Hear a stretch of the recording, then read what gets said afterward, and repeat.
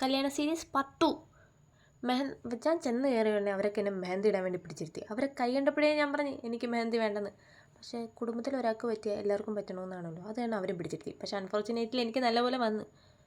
പക്ഷേ എൻ്റെ കഷ്ടകാലത്തിന് പകുതി വരെ ഇട്ടിട്ട് മെഹന്തി തീർന്നുകൊണ്ട് വേറെ മെഹന്തി ഇട്ടി. കഷ്ടകാലത്തിന് ആ മെഹന്തി ആണെങ്കിൽ എൻ്റെ കയ്യിൽ പിടിച്ചുമില്ല. പിന്നെ നമ്മൾ ഉച്ചയ്ക്കൊക്കെ പോയി ഫുഡൊക്കെ കഴിച്ച് വന്നപ്പോൾ ദാണ്ട ഒരു കലാകാരൻ ഇതായിരുന്നു മാമിക്ക് മെഹന്തി ഇട്ട് കൊടുക്കുന്നത്. നമ്മൾ ഇത്രയും കഷ്ടപ്പെട്ടത് വെറുതെ ആയില്ലേ. പിന്നെ നമ്മൾ വൈകിട്ടത്തെ റിസപ്ഷന് വേണ്ടി ഇറങ്ങി. അവിടെ ഇരുന്ന മുളക് ബജിയൊക്കെ കഴിച്ചുകൊണ്ട് പോയി.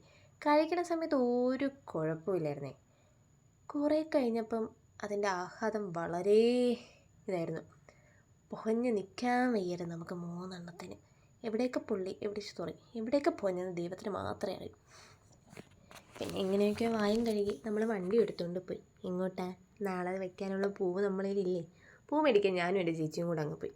പിന്നെ പൂവൊക്കെ മേടിച്ച് തിരിച്ചു വന്നപ്പം അവൾക്കെന്തോ ക്ലിപ്പ് മേടിക്കണമെന്ന് പറഞ്ഞ് വീണ്ടും കയറി.